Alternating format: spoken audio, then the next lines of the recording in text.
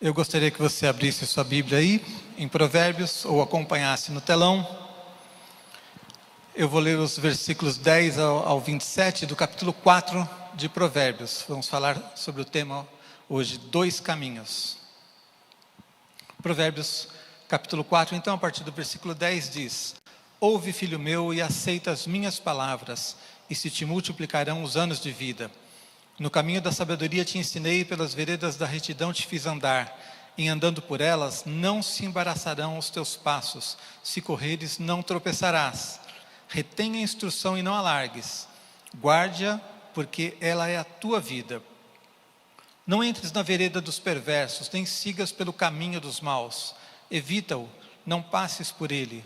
Desvia-te dele e passa de largo, pois não dormem se não fizerem o mal, e foge deles o sono se não fizerem tropeçar alguém. Porque comem o pão da impiedade e bebem o vinho das violências. Mas a vereda dos justos é como a luz da aurora, que vai brilhando mais e mais até ser dia perfeito. O caminho dos perversos é como a escuridão, nem sabem eles em que tropeçam. Filho meu, atenta para as minhas palavras, aos meus ensinamentos inclina os teus ouvidos.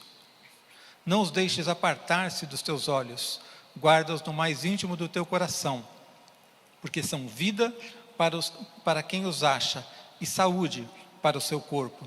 Sobre tudo o que se deve guardar, guarda o coração, porque dele procedem as fontes da vida. Desvia de ti a falsidade da boca e afasta de ti a perversidade dos lábios. Os teus olhos olhem direito, e as tuas pálpebras diretamente diante de ti. Pondera a vereda de teus pés, e todos os teus caminhos sejam retos. Não declines nem para a direita, nem para a esquerda. Retira o teu pé do mal. Amém? Eu queria repetir aqui a leitura para vocês do versículo 18 e 19. Mas a vereda dos justos é como a luz da aurora, que vai brilhando mais e mais até ser dia perfeito. O caminho dos perversos é como a escuridão, nem sabem eles em que tropeçam. Então o texto é muito claro em descrever 2 caminhos. E a gente costuma pensar que existem muitas opções na vida, não é? Hoje em dia, especialmente, há muitas maneiras de se viver, há muitas escolhas de vida. Mas a Bíblia resume em apenas dois caminhos. O caminho do justo, o caminho do ímpio. E quando a Bíblia resume em 2 caminhos, nós precisamos entender que caminhos são esses. Mas eu já queria alertar você para que você não cometa um erro que é muito comum, muito perigoso quando as pessoas olham para esse texto. É o erro de você olhar para isso e dizer assim: eu sou o justo. A Bíblia não está aqui estimulando você a se enquadrar e dizer assim: eu sou o justo. Ela não está falando sobre quem é justo e quem é ímpio, ela está falando sobre o caminho, os caminhos. E está falando para pessoas que são justas, que são tementes a Deus, qual é o caminho certo e insistindo para que eles não se desviem dele. Então, muito mais do que simplesmente você dizer assim: nós aqui somos os justos, nós aqui somos os servos de Deus, nós aqui estamos na igreja, o povo lá fora, eles são os ímpios. Não é isso que a Bíblia está dizendo. Ela está falando sobre caminhos, sobre escolhas, sobre decisões. Sabe, os fariseus caíram nesse erro. Eles chegaram a um ponto de simplesmente dizer assim: os justos somos nós, e os outros são os ímpios. E quando você assume essa posição, quando a gente, nos dias de hoje, as pessoas costumam dizer assim: os cidadãos de bem, e muitas vezes as pessoas que se acham cidadãos de bem, eles caem nesse erro do farisaísmo, acham que eles são os certos, e quem pensa diferente é o errado. A Bíblia não está estimulando você a se colocar no lugar do certo, ela está estimulando você a olhar para esses caminhos, refletir sobre as decisões que as pessoas tomam na vida, sobre os caminhos, sobre a história das pessoas, e escolher que tipo de vida você quer ter diante de Deus. Que tipo de vida, que tipo de escolhas você vai fazer para o teu futuro, para a tua posteridade, para a tua família. Que tipo de escolhas você vai fazer. E se você realmente está andando no caminho que agrada a Deus. Amém? Então esse texto vai nos confrontar, vai nos mostrar 2 opções, 2 caminhos, 2 conjuntos de princípios que definem uma vida e que determinam bênção ou maldição sobre nós. E nós precisamos sempre estar prontos para escolher o caminho certo. Amém? Você pode começar aplaudindo o Senhor?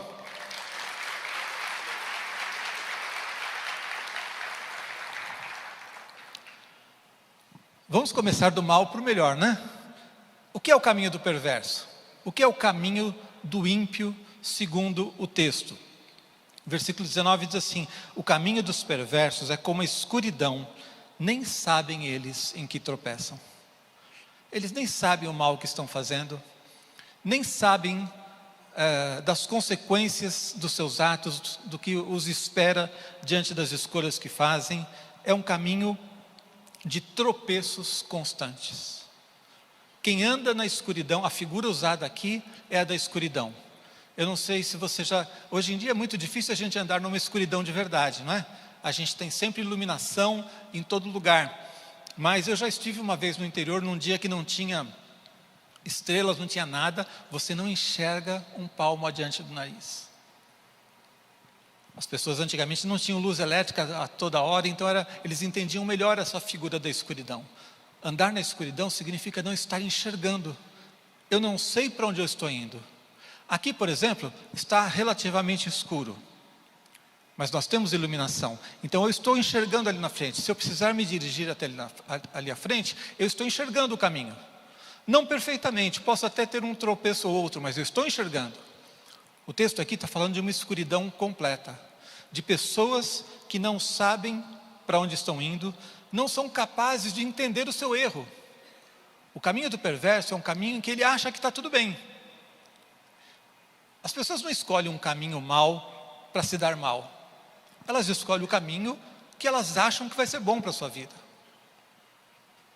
Elas acham que de alguma maneira aquele caminho é o melhor que eles podem ter para a sua vida. Todo mundo quer se dar bem na vida. Então mesmo aqueles caminhos mais estranhos, esquisitos para a gente, na cabeça da pessoa aquilo ali talvez faça sentido. Mas porque ela está absolutamente na escuridão. Ela não entende os princípios fundamentais da vida, ela não entende os valores fundamentais, essenciais, ela não tem discernimento espiritual, ela não conhece as realidades espirituais, e por isso, ela anda na escuridão, ela está limitada, sem direção, e o pior é que todas as direções que ela escolher vão dar errado. Ela está numa escuridão tão grande, que a questão para ela não é simplesmente escolher o caminho, esse ou aquele. Qualquer caminho que ela escolha, estando numa realidade de falta de visão espiritual, falta de discernimento, ela vai escolher caminhos errados. Então, esse é o caminho do perverso. É o caminho onde não existe discernimento, não existe entendimento, e a falta de conhecimento das realidades mais importantes da vida faz com que a pessoa tenha tropeços constantes. Ela erra aqui, quando ela tenta consertar, ela comete um outro erro. Ela às vezes então busca uma alternativa, essa alternativa se mostra apenas um atalho que acaba dando em nada, e assim a pessoa está naquela situação em que, como se diz popularmente, quanto mais eu rezo, mais assombração aparece, e ela não vê saídas, não vê a possibilidade de uma mudança, de viver algo novo, de viver algo diferente para a sua vida. Mas basta isso sobre o caminho do ímpio. Vamos ver, em segundo lugar, como é o caminho dos justos. O versículo 18 diz: a vereda dos justos é como a luz da aurora, que vai brilhando mais e mais até ser dia perfeito. Esse é um dos textos que eu mais amo na palavra de Deus. Desde que eu o conheci, eu pensei assim: que bom será se eu conseguir viver isso. Que bom será se eu conseguir que a minha vida seja um caminho de crescimento constante. Porque quem está crescendo sabe que está num caminho certo. Quem tenta ficar estagnado pode começar a retroceder. Quem está estagnado está deixando de viver experiências novas com Deus. E Deus é uma fonte inesgotável. Então a única coisa que eu acredito que um cristão pode desejar na vida é um caminho de crescimento constante. Desejar ficar do jeito que você já começou errado. Você já saiu do caminho do justo. Se você está acomodado, estagnado, se você se satisfez, encontrei aqui a igreja, encontrei Jesus, entreguei minha vida, já está tudo bem. Se você, como eu disse, já se intitula o cidadão de bem, você não precisa mais mudar. Os outros é que estão errados, eles é que mudem. Eu já sou um cidadão de bem. Eu já sou um cristão, eu já dou até meu dízimo. Eu vou na igreja todo domingo, já estou satisfeito. Se você entrou nesse caminho, você saiu do caminho do justo. Eu não estou dizendo que você não é crente, que você não é convertido, que você não é salvo. Eu estou dizendo que você já começou a sair dessa vereda perfeita. Deus tem um plano e esse plano é perfeito. Nós precisamos conhecer, entender e trilhar esse caminho, amém? Então é isso que a Bíblia está nos ensinando. Quando ela fala do caminho dos justos, é para que a gente olhe para a nossa vida e para que a gente tenha um mapa claro, um mapa seguro, onde eu sei que se eu seguir por esse caminho, eu vou ter a bênção de Deus. Se eu estiver assimilando a cada dia princípios da palavra de Deus, verdades eternas, eu vou seguir um caminho de bênção. Então, é um caminho de crescimento constante, é um caminho em que não há retrocesso. Por isso, eu já disse algumas vezes pregando aqui, eu detesto aquela história de primeiro amor esfriar. Você já ouviu esse tipo de coisa? Pessoas que se referem à sua conversão como o grande momento da sua vida. Ora, claro que é o grande momento da sua vida, no sentido de que você estava nas trevas e veio para a luz, ótimo. Mas as pessoas falam do passado com uma saudade de um tempo que não existe mais no coração deles. Eles falam da sua experiência de novo convertido como, era o tempo em que eu amava a Deus, parece que ele não ama mais. É o tempo em que eu tinha fervor, parece que ele não tem mais. E se esse foi o caminho que a pessoa seguiu, significa que ele não está andando de maneira perfeita nesse caminho do justo que a Bíblia diz, porque a Bíblia diz que o caminho do justo é como a luz da aurora, vai brilhando mais e mais até ser dia perfeito. Significa que depois de 10, 20, 30, 50 anos de convertido, você tem que estar cada vez melhor. Amém? Glória a Deus. Não faz nenhum sentido o amor depois esfriar. Será que eu me decepcionei com Deus então? Será que Deus não é tudo aquilo que eu pensava?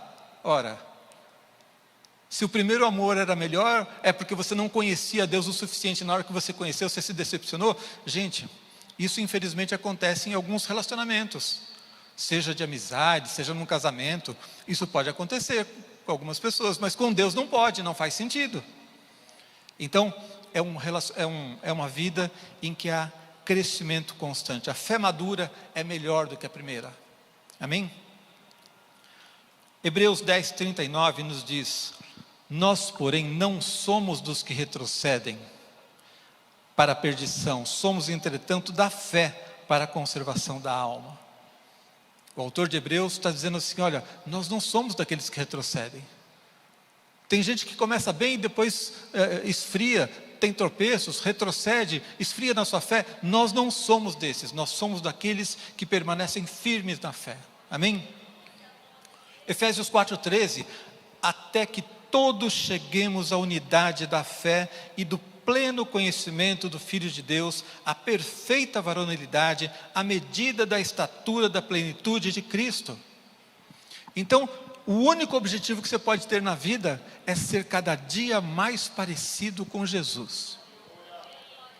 E se você ainda não é igualzinho a Jesus, você não tem motivo para parar de crescer espiritualmente.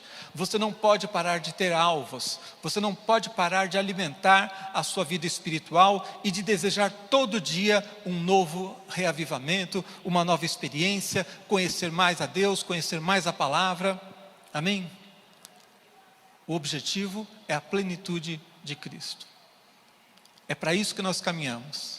Por isso a gente nunca deve pensar, eu já estou no caminho, eu já cheguei. Você não chegou ainda, nós estamos num caminho. O caminho é o lugar onde se anda.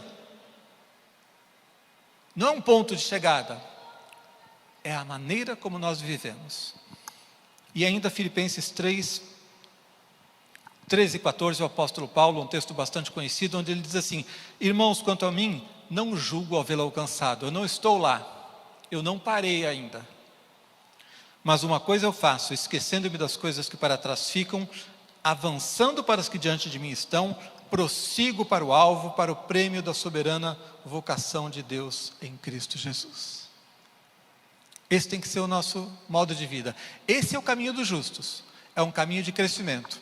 Não importa Se você teve grandes erros, grandes falhas, grandes tragédias na sua vida, Paulo diz: esquecendo-me das coisas que para trás ficam, eu não vou deixar que o meu passado me prenda e atrapalhe o meu futuro. Amém? Você não pode aceitar que qualquer experiência do passado, por mais triste e traumática que tenha sido, impeça você de caminhar para o alvo. E mais ainda, você não pode deixar nem mesmo que as suas vitórias te prendam ao passado. Porque tem gente que não está preso por derrotas, está preso por vitórias do passado e fica cultivando uma história de coisas que já aconteceram há muito tempo e não caminham adiante. Paulo tinha grandes vitórias, ele não ficava preso a elas. Ele olhava para Jesus e queria sempre algo novo de Deus. Então a figura aqui é a luz da manhã. A figura do caminho do ímpio é a escuridão. A figura do caminho do justo é a luz da manhã que vai brilhando mais e mais até ser dia perfeito. Não é algo estático. A escuridão é algo estático. O caminho do justo não é simplesmente o oposto, que seria a luz perfeita. É a luz da manhã que vai brilhando mais e mais. Tem um processo e a cada dia você cresce mais e mais. Amém? Até que você chegue nesse dia perfeito. E dia perfeito é meio-dia.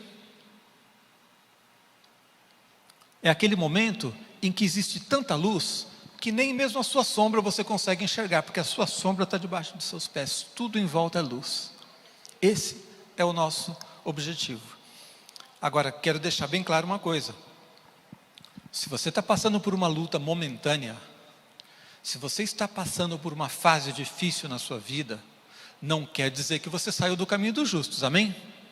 Não quer dizer que você está retrocedendo. Porque o caminho aqui diz respeito ao seu interior, aos seus valores, aos seus princípios, à sua fé. Você pode estar crescendo a cada dia mais na presença de Deus e estar exteriormente enfrentando uma luta, um momento difícil. As lutas, as dificuldades da vida, elas não significam que você retrocedeu. Você pode estar perfeitamente firme em Deus e superar aquelas dificuldades, e daqui a pouco chega um momento de bênção novamente. A vida é assim. A vida tem momentos difíceis e momentos mais tranquilos. Isso faz parte da vida de todo mundo. Então, se você estiver hoje passando por alguma provação, por alguma luta, não pense que isso te tirou do caminho dos justos. A questão é: eu estou crescendo mesmo diante das lutas? Eu estou crescendo mesmo diante das dificuldades? Eu estou buscando a Deus mesmo diante do momento difícil que eu estou passando? Então você está no caminho dos justos, amém? Depois de expor esses dois caminhos, agora tem uma pergunta importante. E eu quero fazer esse terceiro ponto pensando sobre isso com vocês. Pode o justo andar no caminho do ímpio? Pode o justo andar no caminho do ímpio? Porque aqui está falando de dois caminhos. Quantos aqui reconhecem na sua vida, não precisa levantar a mão, mas quantos aqui reconhecem que mesmo conhecendo a Jesus, em alguns momentos você andou fora desse caminho? Quantos aqui olham para dentro de si e percebem que às vezes, que houve algum tempo, houve algum momento, alguma circunstância em que você percebe que você estava mais parecido com o caminho do ímpio do que do justo? Ou você já viu isso na vida de outros cristãos? Pessoas que conhecem a Deus, mas você olha para eles e fala assim: parece um ímpio. Sim ou não? E aí começa a vir aquele monte de perguntas, não é? Será que é salvo? Será que não é? Um crente pode ser assim? Um crente pode fazer isso? Um crente pode fazer aquilo? Será que se Jesus voltar hoje eu vou ser arrebatado? O apóstolo Lamartine fala muito sobre escatologia, sobre a volta de Jesus, e todos os dias tem alguém perguntando: pastor, será que se Jesus voltar hoje eu vou ser arrebatado? Se o arrebatamento for hoje, será que eu subo? As pessoas têm dúvidas, porque elas não estão andando num caminho perfeito. Então a pergunta é: pode o justo andar no estilo de vida dos perversos? Sim, mas é um desastre. Pode, mas não deve, amém? É um desperdício. No mínimo, é um desperdício você conhecer a verdade, ter acesso à palavra de Deus, ter acesso às realidades espirituais, ao Espírito de Deus habitando em você, e você decidir seguir um caminho do ímpio. Você ser uma pessoa carnal, uma pessoa andando pelas suas motivações e pensamentos naturais. Você andar influenciado pelos pensamentos e filosofias do mundo. Isso é, no mínimo, um desperdício. Efésios 5,18. E não vos embriagueis com vinho, no qual há dissolução, mas enchei-vos do Espírito. O apóstolo Paulo está dando um conselho veemente. Diz assim: não se embriague do vinho, não das coisas da carne, mas enche-se do Espírito. Porque quando você está andando na carne, existe dissolução. Dissolução aqui é a ideia de desperdício. Coisas que estão se corrompendo. Sim? Então, por exemplo, quando alguém entra por um caminho errado e entra num vício qualquer. Podem ser drogas, podem ser outras coisas. Não é somente drogas que viciam as pessoas. Existem pessoas viciadas em muitas coisas. O que acontece? O que é dissolução? O que é desperdício? Está desperdiçando sua saúde, está desperdiçando o seu tempo, está desperdiçando oportunidades de crescimento, está desperdiçando relacionamentos significativos. Quantas pessoas perdem tudo por causa de um vício? Quantas pessoas perdem dinheiro, propriedade, perdem família por causa de um vício, perdem saúde, perdem a vida. Então, Paulo está deixando bem claro, você pode andar num caminho errado? Pode. O cristão pode andar num caminho na carne como um ímpio? Pode, mas é uma desgraça. Não escolha isso. Não pense nisso como uma opção, como uma possibilidade para a tua vida. Vai trazer muito sofrimento a você e a outras pessoas quando você escolhe andar fora desse caminho abençoado de crescimento constante. O Salmo 32, versículo 10 diz: muito sofrimento terá de curtir o ímpio. Muito sofrimento. Mas o que confia no Senhor, a misericórdia o assistirá. Então você pode andar na carne? Sim. Lá no livro de Coríntios, Paulo falou sobre isso, e ele falou sobre cristãos andando como carnais, andando segundo o mundo. É uma possibilidade, mas é uma tragédia. Não é uma opção. Qualquer pessoa com um mínimo de bom senso não vai escolher a desgraça sabendo que pode ter um caminho de crescimento constante. Não vai escolher trevas sabendo que pode seguir um caminho de luz. Não vai seguir um caminho de maldição sabendo que pode ter um caminho de bênção. Amém? Então, é possível um cristão andar num caminho errado? Sim. E por isso que a gente não pode julgar. A gente não sabe, será que essa pessoa é realmente convertida? Eu não sei, Deus é quem sabe. Uma pessoa pode ser convertida e estar andando num caminho errado por falta de sabedoria. Não sou eu que vou julgar. Mas a pessoa está num caminho errado. Está num caminho do ímpio, está num caminho na carne, onde ele vai sofrer consequências. E é porque é possível que é tão importante a gente olhar para o caminho do justo. Gente, a sabedoria de Provérbios não estaria nos exortando tanto a prestar atenção no caminho se não existisse esse perigo, gente. Se o capítulo inteiro está mostrando a diferença entre os dois caminhos e nos chamando a prestar atenção nisso e escolher todos os dias o caminho certo, é porque nós podemos seguir um caminho errado e precisamos estar atentos para que isso não aconteça na nossa vida. Amém? Vamos falar agora então sobre como andar no caminho do justo, porque a Bíblia é perfeita. Ela não mostra simplesmente as opções ali. Ela não mostra simplesmente qual é o caminho do justo e qual é o caminho do perverso. Ela nos ensina como andar nesse caminho. Amém? Quantos aqui desejam andar por toda a sua vida no caminho do justo? Quantos aqui desejam que a sua vida, no final, possam colocar lá na sua lápide: ele cumpriu Provérbios 4,18. A sua vida foi como a luz da manhã, brilhou mais e mais até ser dia perfeito. Amém? Se você deseja isso, a Bíblia nos ensina como. E aqui há uma série de advertências à vigilância, e eu quero mostrar para você quantas coisas o texto está nos mostrando sobre como a gente pode andar nesse caminho do justo. E basicamente envolve todas as áreas da vida, todos os sentidos. Em primeiro lugar, o texto fala sobre ouvir, versículo 10 e o versículo 20. Ouve, filho meu, e aceita as minhas palavras, e se te multiplicarão os anos de vida. Filho meu, versículo 20 agora, atenta para as minhas palavras, aos meus ensinamentos, inclina os teus ouvidos. Quando a Bíblia fala de ouvir, o que ela está chamando a nossa atenção? Preste atenção nas coisas. Não está falando só do ouvido natural, está falando de ouvir com atenção. Dê atenção às coisas de Deus. Ouça o que Deus fala com você. Aplique-se a entender as realidades espirituais. Como é que a gente faz isso na prática? Gente, de uma maneira simples, leia a Bíblia. Leia a Bíblia. Onde é que você vai ouvir a Deus? Leia a Bíblia. Tenha tempo pessoal de oração. Onde é que você vai ouvir a voz do Espírito Santo? Eu estava andando no carro lá, gritando com o pessoal no trânsito lá, e Deus falou comigo. Vai ser difícil. Pode. Deus fala com quem Ele quiser, com uma mula, se for preciso. Mas é difícil ouvir a Deus assim. Separe tempo para ouvir a Deus. Separe tempo para orar, para buscar a palavra de Deus. Seja ensinável. Seja ensinável. O que significa ser ensinável? Uma pessoa que reconhece que não sabe tudo, em primeiro lugar.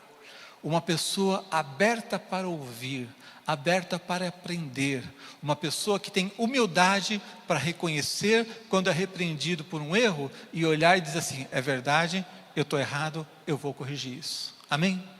Seja ensinável. Algumas pessoas são arrogantes, soberbas, se acham conhecedoras de todas as coisas e se fecham para o aprendizado. Se fecham para o aprendizado. Certa vez uma pessoa, numa atitude muito soberba, estava criticando a igreja e criticando, inclusive, eu falei sobre células, e a pessoa criticando as células, dizendo assim, eu fui uma vez numa célula dessas, o pessoal fica lá, um dá uma opinião, um dá uma outra coisa, ninguém deles sabe nada.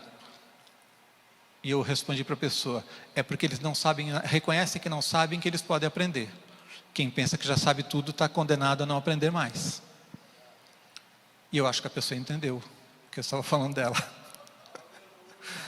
Nós precisamos ter um espírito ensinável. Ouça a Deus. Deus está falando com você. Deus fala com você numa pregação como essa. Deus fala com você quando você abre a Bíblia. Deus fala com você através de pessoas que estão do teu lado. Sabe, talvez você tenha ouvido repreensões e tenha dito, eu não quero saber disso. Se Deus estava falando através daquela repreensão e você diz, eu não quero saber disso, você está se colocando na posição de alguém que não está preparado para aprender. Provérbios 9, 7 e 9 diz, o que repreende o escarnecedor traz afronta sobre si, e o que censura o perverso, a si mesmo se injuria. Ou seja, você repreender alguém que não está disposto a ouvir, que não é ensinável, é um problema. Não repreendas o escarnecedor para que não te aborreça. Repreende o sábio e ele te amará. Você ama quem te repreende? Você ama quando alguém vai lá e te dá um puxão de orelha? Sabe, certa vez um pastor foi até a casa de um casal que estava com problemas de relacionamento. O pastor se deslocou, saiu da sua casa, foi até a casa deles para ajudá-los, para aconselhá-los.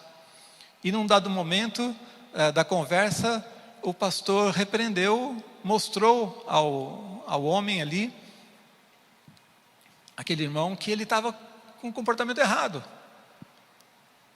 E essa pessoa respondeu assim, eu não estou aqui para receber bronca de pastor na minha casa não, pode ir embora.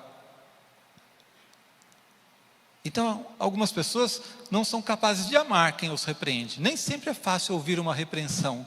Nem sempre é fácil ouvir quando alguém diz para você, olha, esse caminho aqui não está certo, você precisa melhorar. A gente gosta de aprovação, sim ou não?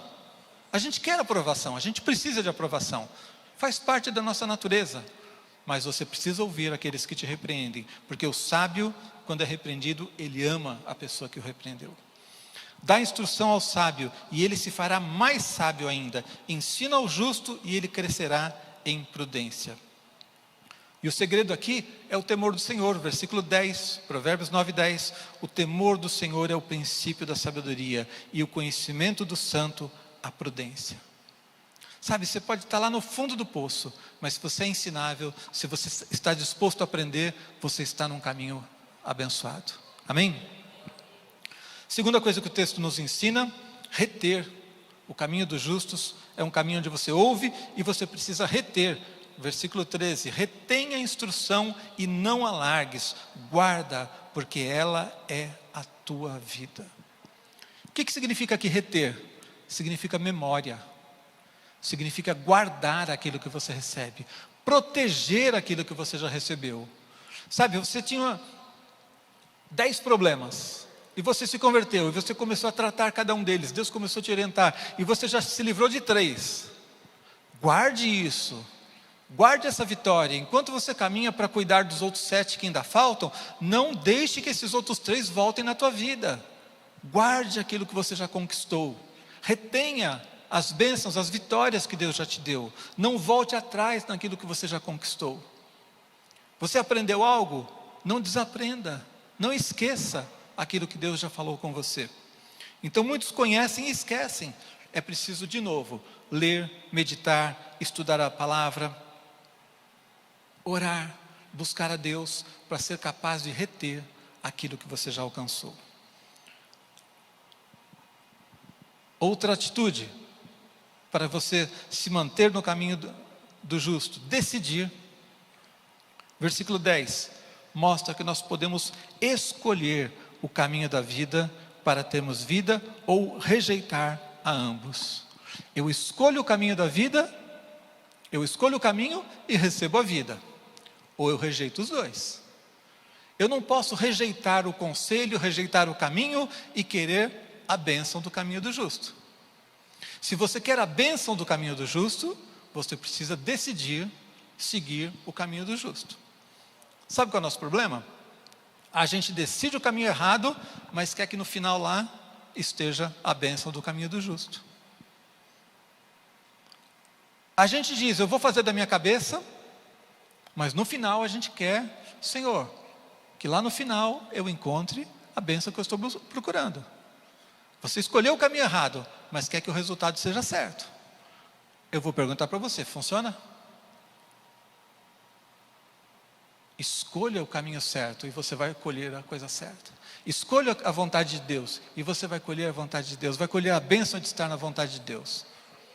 Hoje em dia, eu acredito que uma grande parte dos cristãos, eu não estou falando do pessoal lá no mundo não, que não conhece a palavra. Estou falando do povo aqui na igreja. Muita gente está semeando errado, está fazendo as suas decisões, as suas escolhas, do seu jeito, segundo a sua cabeça, segundo a sua vontade, segundo a sua natureza carnal. E no final eles dizem, Senhor, me abençoa. E pensam que vai dar certo. Então busque a Deus, conheça a Deus, decida seguir o caminho do justo, para que você colha a bênção do justo, amém? Outra direção que o texto nos dá, sobre como andar no caminho do justo, guardar o coração. E esse é um dos mais importantes aqui que eu quero chamar a sua atenção. O versículo 23 diz, sobre tudo o que se deve guardar, guarda o coração, porque dele procedem as fontes da vida. Esse é um daqueles versículos que todo mundo decora, conhece na Bíblia, não é? Sobre tudo que se deve guardar, guarda o teu coração, porque dele procedem as fontes da vida. O que é que significa isso? Eu fiquei impressionado quando eu li na linguagem de hoje, na Bíblia na linguagem de hoje, esse versículo, e ele parecia tão diferente. E aí está escrito lá, versão da NTLH. Tenha cuidado com o que você pensa, pois a sua vida é dirigida pelos seus pensamentos. É o mesmo versículo? É o mesmo versículo? Exatamente o mesmo versículo, na linguagem de hoje. Veja bem, guarda o teu coração, porque dele procedem as fontes da vida, sobre tudo o que se deve guardar. Linguagem de hoje, tome cuidado com o que você pensa. Por quê? Na cultura hebraica, coração é a sede dos pensamentos, não das emoções. Na nossa cultura, nós sempre usamos coração relacionado à emoção, sim ou não? Na cultura hebraica, no Velho Testamento especialmente, e muitas vezes o Novo Testamento está usando a cultura hebraica, você vai ver sempre coração como sinônimo de pensamento. Tome muito cuidado com o que você pensa, porque os seus pensamentos dirigem a sua vida. Sobre tudo que se deve guardar, guarda o coração, porque dele procedem as fontes da vida. Exatamente a mesma coisa. Então tome cuidado com o que você pensa. Salmo 51, versículo 10 diz: cria em mim, ó Deus, um coração puro e renova dentro de mim um espírito inabalável. É uma oração, o salmista está dizendo assim: eu preciso cuidar do meu interior, dos meus pensamentos, daquilo que eu estou alimentando na minha mente, porque ele reconhecia que se ele fosse contaminado pelas coisas que ele via no mundo, ele iria perder essa pureza dos seus pensamentos. Sabe, certa vez eu vi uma pergunta que dizia assim: no que é que você pensa quando não precisa pensar em nada? No que é que você pensa quando não precisa pensar em nada? Por que essa pergunta é tão importante? Porque quando você está trabalhando, você precisa pensar no trabalho. Você está ali no computador, digitando, fazendo uma análise de uma planilha, você está pensando na planilha. Sim ou não? Você está em casa assistindo alguma coisa, você está pensando naquilo ali. Quando você não precisa pensar em nada. Agora, por exemplo, você está sendo conduzido a pensar sobre as coisas que eu estou pregando. Mas e quando você se deita na sua cama e você vai pensar em algo, você pensa em quê? Você ora, você fala com Deus, você sonda o teu coração, ou você começa a imaginar bobagens? No que é que você pensa quando você não precisa pensar em nada? É uma pergunta que revela em grande parte se você está cumprindo o que esse texto nos ensina. Tenha cuidado com o que você pensa, porque os seus pensamentos, a sua vida é dirigida pelos seus pensamentos. E ainda nos Salmos, lá no Salmo 139, versículo 23 e 24, sonda-me, ó Deus, e conhece o meu coração, prova-me e conhece os meus pensamentos, vê se há em mim algum caminho mau e guia-me pelo caminho eterno. Amém? Essa tem que ser a sua decisão, essa tem que ser a sua oração diante de Deus. Deus, sonda o meu coração. E aqui uma prova, de que coração são pensamentos, porque o versículo tem esse paralelismo e lá na continuação ele diz: prova-me, conhece os meus pensamentos. Coloque à prova os seus pensamentos, coloque à prova a sua vida todos os dias diante de Deus. Eu estou certo no caminho que eu estou seguindo, Deus? Eu estou fazendo as coisas direito? Eu estou com um problema aqui de relacionamento, eu estou com toda a razão mesmo? Eu fiz tudo o que eu devia fazer? Ou há algo que o Senhor quer que eu mude? Eu vou dizer uma coisa para você: é muito difícil mudar quando alguém te repreende. Não é todo mundo que tem a maturidade de ouvir uma repreensão de outra pessoa. Entra em cena aí uma série de coisas que dificultam, às vezes até mesmo a nossa comunicação. Mas se Deus falar com você, você vai mudar. Por isso é tão importante a gente ouvir a Deus, a gente sondar o coração, porque Ele tem essa autoridade para falar com a gente. Ele tem a perfeição, a pureza completa de intenções. Então, diante de Deus, eu me dobro. Coisas que talvez eu teria dificuldade de ouvir você me dizer, quando Deus diz, eu falo: tá bom, Senhor. Então, ouça a Deus, busque a Deus, para que você possa ser transformado a cada dia. Amém? O texto fala ainda de outras coisas. Eu disse que todos os sentidos são envolvidos aqui nesse caminho do justo, Ele fala sobre guardar os lábios. Pense, tome cuidado com aquilo que você diz. Versículo 24: desvia de ti a falsidade da boca e afasta de ti a perversidade dos lábios. Ou seja, o texto, depois de falar do caminho do justo, ele está entrando em aspectos práticos, diários, da nossa comunicação, dos nossos relacionamentos, mostrando o que é o caminho do justo. Você não tem desculpa de dizer: eu não sei o que é isso que o pastor falou, eu não sei o que é esse caminho do justo. Está escrito uma frase após outra no texto. Leia o capítulo inteiro e você vai ver. Ele está falando sobre aquilo que você pensa, ele está falando agora sobre os seus lábios, sobre aquilo que você diz. Desvia de ti a falsidade da boca e afasta de ti a perversidade dos lábios. Não haja mentira, não haja motivação errada, transformando as coisas na sua comunicação. Suas palavras revelam quem você é e influenciam o seu destino e o destino dos demais. Depois o texto diz: guarda os teus olhos, versículo 21 e 25. Não os deixes apartar-se dos teus olhos, guarda-os no mais íntimo do teu coração. Os teus olhos olhem direito, agora o versículo 25, e as tuas pálpebras diretamente diante de ti. Por que agora ele está falando dos olhos? Qual é a figura que nós estamos vendo aqui nesse texto o tempo todo? Caminhos, amém? 2 caminhos, amém? O caminho do justo e o caminho do ímpio. Quem é que chega primeiro num caminho? Os olhos. Antes dos meus pés, os meus olhos chegam lá. Eu olho ali na direção, e porque eu estou vendo o caminho, os meus pés podem caminhar. Os seus olhos mostram o rumo para onde você vai. Eles mostram onde é que está a tua motivação, onde é que está o teu coração, o que é que você está desejando. O que é que os seus olhos estão procurando nesse mundo? Onde é que você está colocando a sua atenção? Para onde você olhar, você vai andar. Por sinal, no meio motociclístico, isso é uma das coisas que todo mundo sabe. Alguém que anda de moto já andou? Levanta a mão para saber. A regra principal de segurança é: para onde você olhar, você vai. Então eles dizem que apareceu um obstáculo na sua frente e você tomou um susto. Se você ficar olhando para ele, você não vai conseguir desviar. Você vai para cima dele. Você tem que conseguir naquele microsegundo reagir e olhar para a saída. Se você olhar e disser assim: dá para eu desviar por aqui, você consegue sair. Para onde você ficar olhando, você vai. Os teus olhos chegam sempre antes de você no caminho. No que é que você tem pensado, o que é que você tem desejado, no que é que você tem colocado os seus olhos, é a pergunta que nós precisamos fazer todos os dias, amém? E aí por fim sim, depois que vão os olhos, os pés seguem, e o texto fala sobre guardar os nossos pés, o versículo 12, e depois o 26 e o 27, em andando por elas, não se embaraçarão os teus passos, se correres não tropeçarás, no caminho do justo você corre e não tropeça. O ímpio está naquela escuridão, em que devagar ele ainda quebra a cara, tateando, ele ainda chuta o pé da mesa.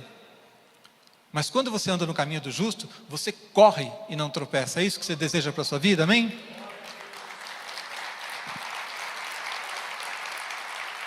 Versículos 26 e 27, pondera, analisa a vereda dos teus pés, e todos os teus caminhos sejam retos. E o 27, não declines nem para a direita, nem para a esquerda, retira o teu pé do mal. Aqui então está falando sobre as escolhas, sobre os caminhos, com quem a gente anda. E quando você olha para o contexto inteiro, então você vai ter em todo o capítulo, na verdade em toda a Bíblia, mas o capítulo está falando sobre como é o caminho do justo. E se você desde o começo concordou comigo e disse assim: eu não quero o caminho dos perversos, eu quero o caminho dos justos, eu quero o caminho que vai brilhando mais e mais até ser dia perfeito, eu faço um desafio para você: leia esse capítulo inteiro, leia frase por frase, versículo por versículo, reflita sobre a tua vida, permita que Deus conserte os teus caminhos e você vai estar nesse caminho de crescimento constante, amém? Mas eu quero orar agora com você. Quero orar com você, eu quero convidar você a abrir o seu coração. O Espírito de Deus fala conosco todos os dias. E quando você é confrontado com a palavra, você precisa abrir o seu coração, deixar o Espírito de Deus falar com você. Talvez existam pessoas aqui hoje que precisam de uma mudança radical de vida. Precisam tomar uma postura e dizer assim: eu estava seguindo um caminho errado, eu estava seguindo um caminho da carne, eu estava seguindo o caminho do ímpio, eu estava seguindo um caminho errado, eu preciso me arrepender diante de Deus. Você já é salvo, já entregou sua vida a Jesus, mas você estava num caminho errado. Você precisa de um conserto diante de Deus. Faça essa oração hoje e diga sim para Jesus, amém?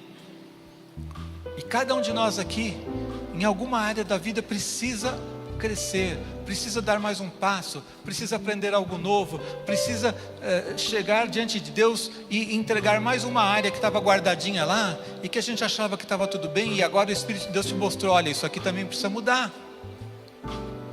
Hoje nós temos uma oportunidade de dizer sim, de decidir, como a própria música que a gente cantou também diz: eu escolho ser amigo de Deus, eu escolho fazer a vontade de Deus. Então coloque sua vida diante do Senhor. Eu quero orar por você agora. Senhor, no nome de Jesus,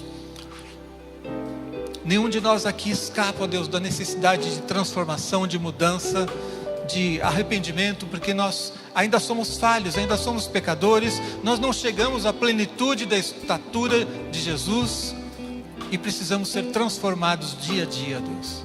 Nós não queremos ser como aqueles fariseus hipócritas que se achavam os grandes homens de Deus, os grandes sábios, as pessoas santas do seu tempo, e estavam fechadas para aprender. Nós abrimos o nosso coração para dizer: Senhor, queremos mais, precisamos de transformação, precisamos de crescimento, precisamos de renovação nas nossas vidas. E eu te peço que agora o teu Espírito mova segundo a necessidade de cada um, e o Senhor fale conosco, ó Deus, nos mostrando como a tua palavra mostra de maneira tão prática quais são as decisões, quais são as áreas que precisamos entregar na tua presença para que sejamos renovados, Pai. Não permita que nenhum de nós saia daqui indiferente diante da tua palavra, diante do teu chamado, Senhor. A minha oração é para que ninguém aqui tome a decisão errada de fechar o coração quando o Senhor está nos chamando a uma mudança, a uma transformação. Abençoa-nos para que nós não nos esqueçamos do que o Senhor está falando agora, para que não seja só um momento emocional em um culto, para que nós não fiquemos apenas buscando ao Senhor aqui nesse momento e abrindo o coração e falando contigo e adorando, e ao sairmos dessa porta esqueçamos das coisas que o Senhor nos falou. Que nós possamos guardar, reter, guardar os nossos olhos, guardar os nossos pés, a nossa boca, como o texto nos ensinou. Que a tua bênção seja sobre nós e que o teu Espírito nos traga o poder para mudarmos de fato nas nossas vidas, e a cada dia escolhermos o caminho dos justos, a cada dia nos lembrarmos que o nosso caminho é um caminho como a luz da manhã, que vai brilhando mais e mais até ser dia perfeito. Que ninguém aqui aceite estagnação nem retrocesso, no nome de Jesus, amém. Amém. Amém. Deus te abençoe. Se você não conseguir guardar tudo, guarde 4:18. O caminho do justo é como a luz da aurora, vai brilhando mais e mais até ser dia perfeito. É o teu caminho, amém? Vamos orar e ser despedidos com a bênção do Senhor nesse momento. Pai, no nome de Jesus te agradecemos, porque mais uma vez estamos aqui como teu povo, como família tua, como amados teus, ó Deus, reunidos para comunhão, para adoração, para louvor, mas principalmente para ouvir o que o teu Espírito tem para falar ao nosso coração. Guia-nos. O Senhor conhece as nossas fragilidades, as nossas lutas lá fora, mas o teu Espírito é poderoso para nos guiar, nos guardar, nos fortalecer e nos levar a um caminho de crescimento constante. Que a tua bênção seja sobre todo o teu povo, que ao sairmos daqui nós saiamos debaixo da tua graça e da tua proteção e do teu amor, no nome de Jesus, amém. Amém. Deus te abençoe. Um bom domingo, uma semana de paz para vocês todos.